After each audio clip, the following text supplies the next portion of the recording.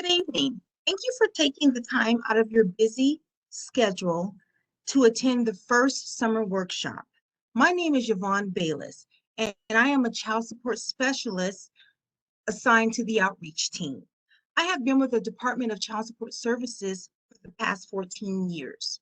Tonight, I will present to you our mission statement, how we as child support specialists review each and every case, taking a holistic approach. The difference between paternity and parentage, the benefits of establishing parentage, and some important facts do you know. Grab yourself an ice cold drink, relax, and let's enjoy our time together for the next hour. Our mission. Our mission is to partner with parents. Our mission is to partner with parents and the community in delivering reliable child support services. And you're probably wondering, how do we achieve this? We achieve this by taking, as I mentioned before, a holistic case management, also known as HCM. Let me give you the definition of HCM. It is meeting the needs of both parents and helping to remove barriers such as unemployment, underemployment, license suspension, domestic violence, homelessness, family size, etc., etc. In short, HCM, also known as holistic case management, means treating every case as if it was our own. If you don't mind, I'm going to read to you briefly a holistic case management case. The thing was, it took the whole department as a whole, our Loma Linda office, our Victorville office, and our call center. So let me read to you how we were able to review the case holistically and how we was able to help one of our non-custodial parties. The non-custodial party, which is the father, made contact with the call center in January to request a license release. The current order was 0, and his arrears balance exceeded $33,000. He had only $250, and since there was no court order payment on arrears, a task was set for his case manager, Miss Debbie, to follow up with his request. Okay, he wanted his license release. He got in contact with his case manager. Let me read further. She attempted to reach him the very next day, but was only able to leave a voicemail. She checked one of our search tools and found that the father had been arrested the same day he called our call center. After a couple of months, the non-custodial party was released, and the following day, he walked into the Loma Linda office, which is in San Bernardino, and met with another case manager by the name of Chris for a phone interview. Again, the non-custodial party requested information on how he could get his license released, and he wanted to start making payments. He made a $200 payment that day, and his license was released. Shortly after his visit, Debbie reviewed the case and identified that the father was unemployed. She attempted to contact him by phone to discuss the American Job Center of California, also known as AJCC, and the Community Employment Pathways, which is also known as CEP program, but reached his voicemail and left a message. Debbie took an additional approach and followed up with him by email, requesting that he make contact with her. After several days of playing phone tag with him throughout the day, they finally got to speak over the phone. And she was able to explain to the non-custodial party about the American Job Center, California, and the Community Employment Pathway programs. He expressed interest, and she sent the referrals to the organizations. The Community Employment reached out to the father, and less than 2 weeks after Debbie sent those referrals to the organization, he began a new job paying $15.75 per hour, working full-time plus overtime. I was just told today that this NCP, non-custodial parent, was able, based on the fact that he was connected with employment, his overtime helped him buy a car. So that's great news. If anybody knows Debbie, she's pretty diligent. She remains in contact with the father after he started working to ensure he made his monthly payments until the income withholding order was put in place. We are now currently collecting steady payments from his employer. He is now working with him and completing an application for what's called the Debt Reduction Program, also known as COPE. Kudos goes out to both Chris and the Loma Linda office for assisting this customer with his needs so speedily, and to Debbie, of course, for ensuring the case was reviewed holistically and for following up with each of his needs that was identified. So again, folks, we view each and every case holistically every day.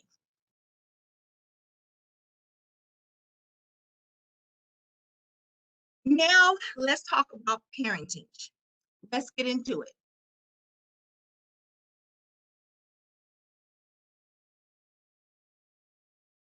Paternity versus parentage. Paternity relates to a biological fatherhood. In contrast, parentage relates to the establishment of the legal rights and obligations of parents in relations to a child.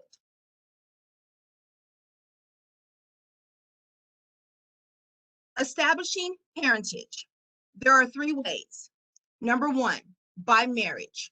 For example, when the parents are married and residing together at the time of the child's conception and birth.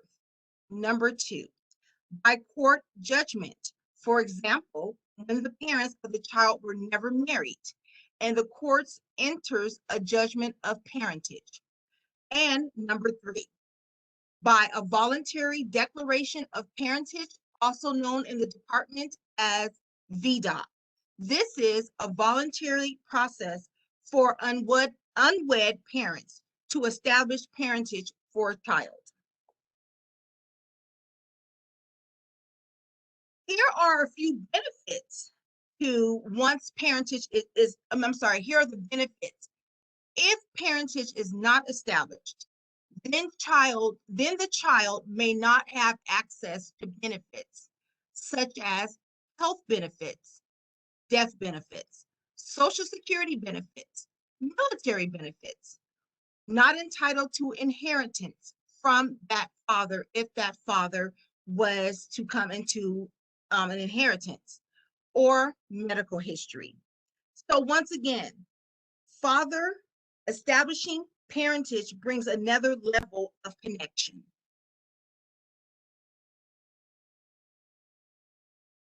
Let's talk about genetic. Either parent or potential parent can open up a case with the Department of Child Support Services to establish parentage if it has not yet been established. Keep in mind, folks, we cannot accept any paternity tests for Maury or any of these other shows that are out there that do paternity tests. We cannot accept it. Free genetic testing if your case qualifies. I'm sorry, let me repeat. Free genetic testing is offered if your case qualifies. A few fun facts to know. I'll start with, did you know? The Department of Child Support Services does not accept outside genetic results. Back to the Maury, can't accept it. Even if you did your own genetic testing, a lot of people do that, which confirms probability or excludes as the father, the case can be open for further review. Another fun fact, did you know? If you sign a voluntary declaration, also known as VDOC, and you have questions or concerns, you can seek assistance from the Self-Help Resource Center. The email address is one word: child support self-help at sb-court.org. And the third and final did you know is a birth certificate does not on its own legally establish parentage. Now it is time to introduce my guest speaker, Mr. Juan Solis. I love me some Mr. Juan Solis. And let me give you a little bit of background about Mr. Solis. There are many things that I can say about Juan Solis, but it will take at least a day to cover all his amazing accomplishments. Our department has worked closely with Juan on many projects and find him to be a tireless advocate for fathers and families. Juan Solis is the San Bernardino County Father Engagement Coordinator at Children's Network and has become a master trainer of the Nourishing Fathers program. He is a husband and a father of 4 amazing children and guardian of 2 awesome nephews. So without further ado, Mr. Juan Solis.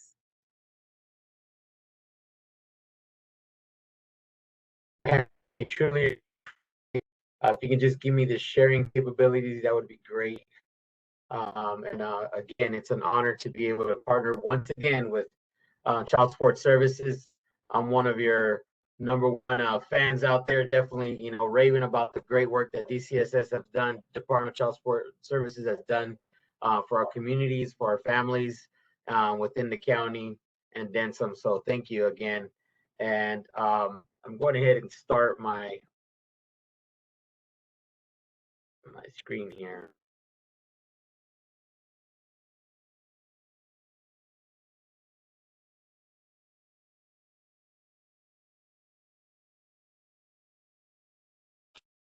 All right, so we'll skip that part because you already know who I am. I am also chair of the Alien Empire Father Involvement Coalition. And just some quick history on IEFIC, Alien Empire Father Involvement Coalition.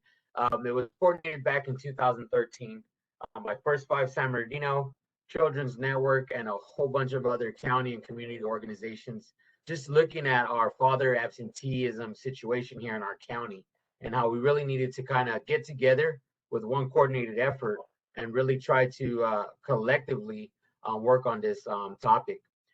We created a mission. Our mission is basically just to encourage healthy child development by promoting the involvement, necessity, and value of fathers in the families and the community. We know firsthand that fathers do play a huge role in our families, right, in our communities with so much research. And I don't want to jump into that real quick because I do want to finish the vision. But there's so much research and data that's out there in regards to fatherhood. Our vision is that men fully engage as stable, supportive educators and providers and serve as healthy family role models, highlighting responsible fatherhood. It's one thing that we really want to encourage, not just our dads, right? Mainly our fathers to get engaged, stay engaged with their children, but also understanding that our agencies needed to know that as well, and all of our family servicing agencies. So I'll get to that in a minute as well, what I mean by that. But we kind of are working. We're working concurrently to making sure we connect with dads, educate and encourage dads. But we also realize that we need to encourage even our professionals, our family servicing providers, right? And like I said, I'll get to that in a minute. But just really quick, some awesome father involvement stats here. Benefits of having an engaged father. It's positive father involvement is associated with positive social and emotional and cognitive outcomes for children from infancy all the way to adolescence. So that's a huge role there, huge role. We also see and compared to pregnant women without father support, we know that pregnant women with father support experience a lower prevalence of pregnancy loss. And these are huge numbers, 22.2% compared to 48.1%. And also when dads are involved during pregnancy, it positively influences health outcomes for mom, dad, and baby. And some of these stats, you may be thinking the same thing I'm thinking. If not, I'm gonna let you know what I'm thinking. It's a little frustrating because these are common sense. Of course, dad's involvement during pregnancy positively influences health outcomes for mom, dad, and baby. And the other one, allowing new fathers to be included in caring for their child in the first days of a child's life can have positive long-term benefits. To me, it's common sense. I thought we shouldn't have, wasted money on research. We should be wasting more, or not wasting, but putting more money towards fatherhood programs. But I love the effort nonetheless, and I love the fact that we do have this in writing with research being done that father's involvement does play a huge role in a child's life. We also see children living in female-headed homes with no spouse present have a poverty rate of 47.6%. That's over 4 times the rate for children living in married couple families. And I love this little picture here. This little kid, little boy, mean mugging. And honestly, I feel like that's my son's first preschool picture. I love it. I always like sharing that one. And I don't know why he took a picture like that. When I asked him, he said, I took a picture like that because the guy was trying to make me laugh. And I said, well, why didn't you laugh? He goes, he wasn't funny. So believe it or not, that's the same face that my son has in his first preschool picture. Hey, it is what it is. But children raised in a father-absent home are more likely to experience behavior problems. They're 2 times more likely to suffer from obesity.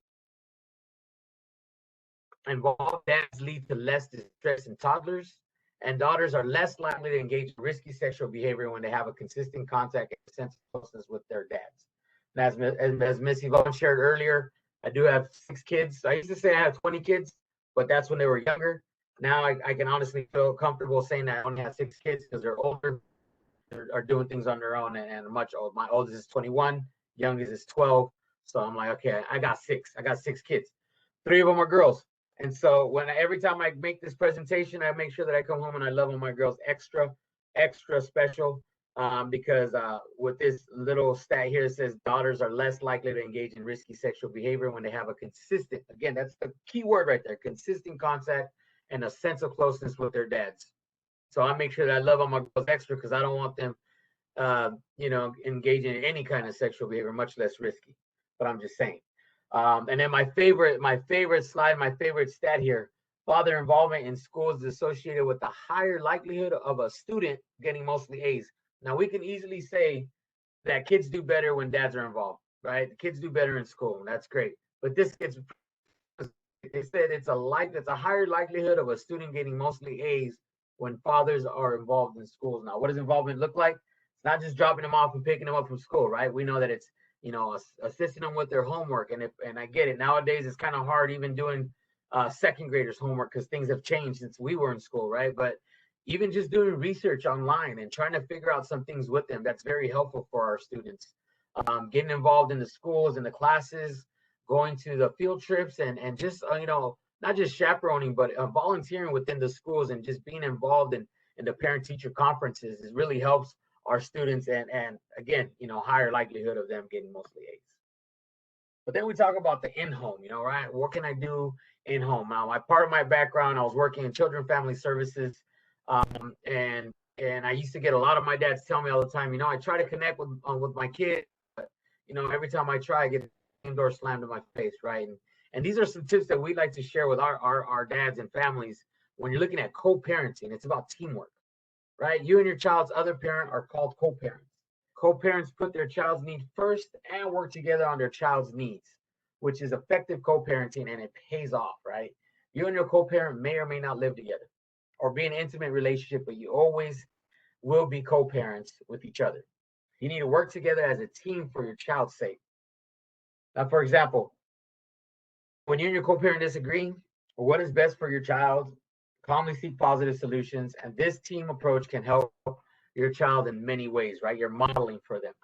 And one of my favorite stories that I had from one of my dads that I was working with, he said, hey, you know what? I was working with mom. I've been trying to this co-parenting thing. And, my son, who's a teenager, he called my house and said, hey, dad, pick me up. I'm having issues with mom, thinking she's tripping on me. Can you come get me? And so dad said, you know what? Put mom on the phone. So the teenager, being a teenager, was like, yeah, dad wants to talk to you. So as soon as she gets on the phone, she's like, what are you going to tell me? That whatever goes on in my house is my business. True story. Dad simply said, hold on. How can I support you? because he's not going to come to run into my house just because things are going well over there. And I wouldn't want the same thing for me, right? I would want that same kind of support. Now that's co-parenting at its best. Mom completely, calmed it down and said, "Hey, well, this is what's going on." He goes, "Okay," put him back on the phone. And he supported mom all the way through. Like, look, you got to listen to mom. Those are her rules, yada, yada. Now that's co-parenting at its best, and it's a great role model as far as healthy relationships. You want to build an informed parenting team. Now, what does that mean? You want to build an informed parenting team with each other, with the other children, and a clear plan can always help. So informed co-parents try to share parenting duties and responsibilities, communicate directly with each other, openly and respectfully, settle disagreements in constructive ways, support each other's parenting messages and decisions, and then take time to nurture themselves and let go of that stress, right?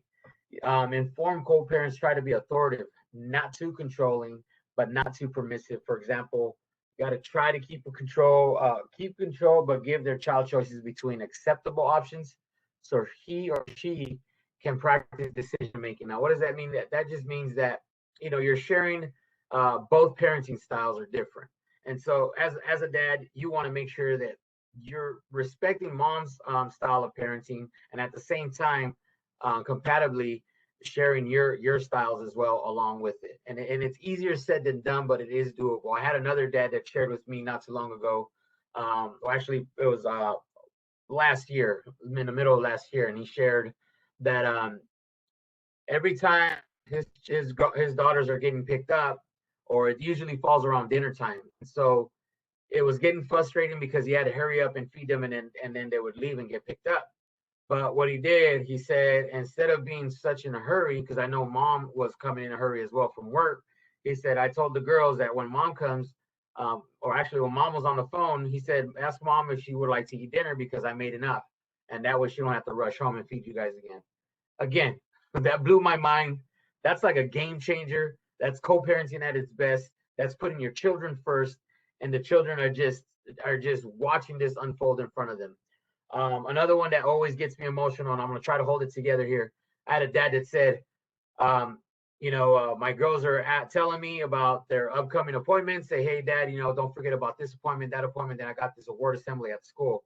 And dad said, oh, yeah, I know. Mom told me already, and we already planned that I'm going to be there. And the daughters and the son were just like blown away. They started getting emotional. Or like, oh, I didn't know you and mom were talking again. That's awesome. I'm glad you're going to be there. And again, man, co-parenting at its best. Woo, that has me going already. If you haven't noticed already, I'm very passionate about fatherhood. And when I hear those kind of stories, the ones that benefit the most are our children, and that's what it's all about. Engage in your child's education. What does that mean? Ask about any of these programs at your school, how you can assist in implementing or starting one, or connect with us and we can assist with that as well. We've done this in a few of schools. We had Donuts with Dads up in the high desert. We partnered with a few schools as well as in the San Bernardino area, including the All Pro Dads chapter, and then Watchdogs as well. Watchdog stands for Dads of Great Students. I misspelled that. I didn't correct it. My apologies. But the Watchdogs is a great program. And it's a way of dads and parents volunteering within the schools. Volunteer maybe once a year or a couple times of the year. Have some great events throughout the school year, just to have that father presence in the schools, or male presence. It doesn't have to be a dad. It could be a father figure, male role model. All Pro Dads chapter. It's amazing. They have what I do is we hold quarterly meetings.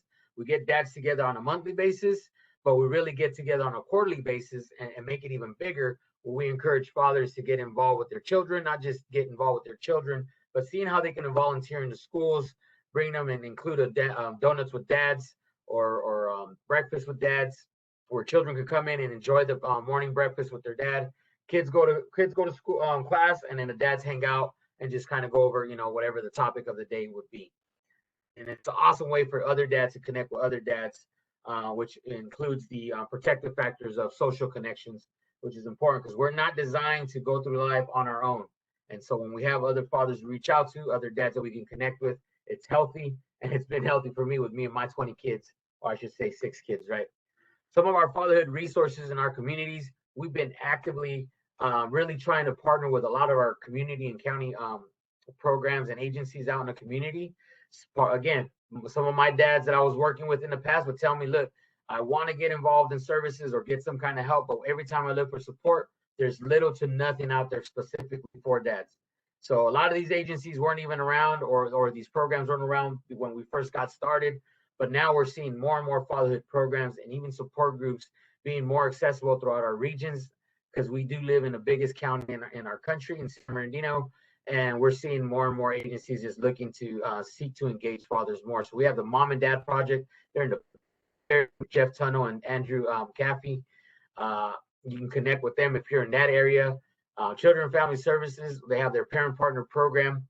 Family Man Ministries has a boot camp for new dads with Mr. John Fife.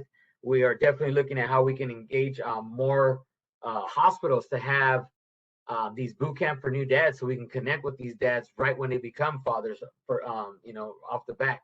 Another great support, which you may know of, and if not, they're a great resource to have. Inland SoCal United Way with Ms. Anita Brown and Angelina Hernandez, who sit at our table on a monthly basis and share, not just share resources, but also give feedback as far as things that we can do, events that we can hold, or just ways that we can connect with other fathers so that these resources can be provided to them.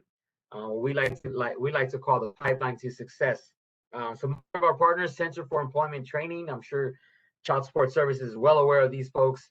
They're a vocational training school, so you pick up a trade if you want to do welding, if you want to do truck driving, HVAC, machine operators, and automotive specialists. They have a whole bunch of different programs. We've held events with them as well, so we can connect with their students and let them know how important that fathers are in their families, and their family unit, and along with other resources that they can connect with, so that they can complete their certification and get on their way with their careers.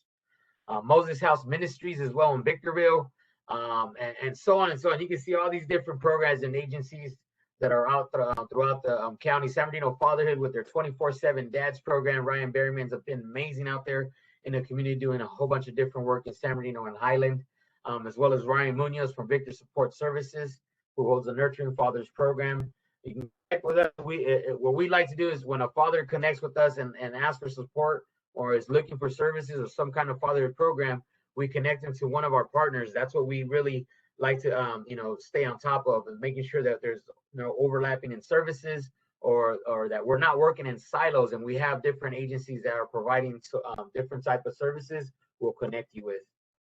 We also hold a whole bunch of community engagement events. Unfortunately, because of the pandemic, we weren't able to hold our fatherhood breakfast event, but that's one of the everyone's favorite event that we have. We have some dads that we recognize, give them the Father of the Year award, a whole bunch of different prizes, resources that are there. But my favorite part is just that camaraderie, right? Dads connecting with dads, men connecting with men, for that support, and knowing that we're not alone. We hear a lot of different stories that come out of this, and testimonials. I had a dad that came, and he didn't really connect with a resource, one of our vendors. He did connect with them, but he didn't get work or employment through them. He had found job, and he found his career just by connecting with another man there, another father there, who was self-employed, had his own business, and was looking for workers as well. And he wasn't even going there to get employees. He just went there for the breakfast. They started talking. They were sitting at the same table, and they saw that they had the same work history, same trade. They connected with each other, and now he's working full time, making some good money. And it's those kind of stories that really touch us, because the ones that are benefiting the most from that is our children, right? Also, our fatherhood conferences and fatherhood summit, we had to go virtual. So this year, every Wednesday from 6 to 7, we have an amazing either workshop. We'll have a presenter come out, and then we have some activities for dads to do along with their children. We have some opportunity drawings, our contest winners. Can't wait to announce first place, who will be winning a TV for the grand prize. And these are just ways that we want to be able to connect and educate our dads on how important they are to their children, to our communities, because we know that when fathers are involved, there's less crime rates, there's less poverty rates, Not saying that fatherhood is the answer to everything, but it's a huge factor in our communities. And just a little bit, just to touch a little bit on the Nurturing Fathers program, it is a 13-week um, parenting class for dads. And like I said, when we first started, we really had none, maybe one or two in our community or in our county um, in regards to a fatherhood program. And so now, with partnerships that we've been able to establish, we've been able to see more and more fatherhood programs, not just Nurturing Fathers, but also the 24/7 dads, as I mentioned earlier. But we have master trainers, so we're able to train staff that are looking to implement these programs. And the way we, just really quick, the way we define nurturing father, as you can see on the screen, is a man who actively provides love and support to enhance the development and growth of children from who he cares. And again, it's a 13-week um, 13-week program, cognitive and thinking and effective feeling group-based program designed to educate and support development of attitudes and skills for male nurturance. So I'm going to touch on week 1 and then also show you some of the topics that we talk about in this 13-week class. I am a facilitator and also I just recently became a master trainer within the coalition through the guidance of Jeffrey Tunnell, who's our first master trainer here in our county with the Mom and Dad Project, and is also the co-chair of the Inland Empire Father Involvement Coalition. But in week 1, we learn how to, right? We know that we learn how to be fathers from our fathers or father role models. We tend to father the way we were fathered, and there's a powerful link between us and our fathers, which should be respected, should be acknowledged and respected. Even if our father was absent, his absence is part of who we are. There is an invisible bond that links us to the absent father and influences us as fathers, but we are not condemned to repeat our father's mistakes. So we have these kind of conversations in regards to what was our experience with our dads and what kind of an impact did that have on us, right? And then also just so you know that you can choose to be the father that you want to be, right? For example, I'm a former system involved father, so I went through these processes. I don't just preach it, and I don't just, I walked it myself. I had to reunify with my children at one point when they were removed from my care due to, and this was well over a decade ago, but due to my, choices that I was making. But honestly, the message that I walk with is that change is possible. And it's through these kind of programs where we make these kind of changes and we look at some of the things that we hold on to. For example, in this illustration, it's two guys are sitting in a warehouse, or not a warehouse but a storage, and his dad's going through his stuff, and he's like, you know what, I have a bunch of stuff that my dad gave me. I'm gonna go through it, I'm gonna save some, throw some away, and add some of my own. And so the illustration is obviously that, for example, with me, I didn't have my dad around, so I had to let go of some of the junk. I had to hold on to what I wanted to give to my kids, and I had to learn some of the stuff that I know I wanted to share down to my kids, right?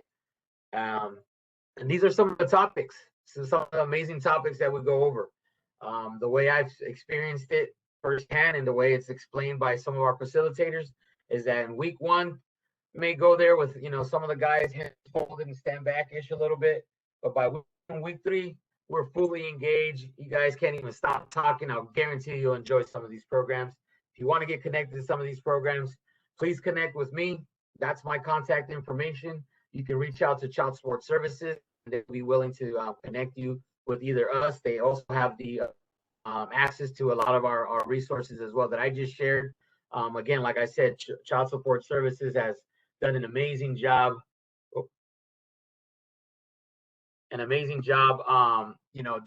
This kind of work, and have access to all of our resources as well. But also feel free to connect with us on Facebook also. And you know what? It's been a privilege and an honor to share all of our resources that we got going on, and much more. Our job's not done. We're just getting started, and we're going to keep moving forward with this work. So thank you for having me, Ms. Yvonne.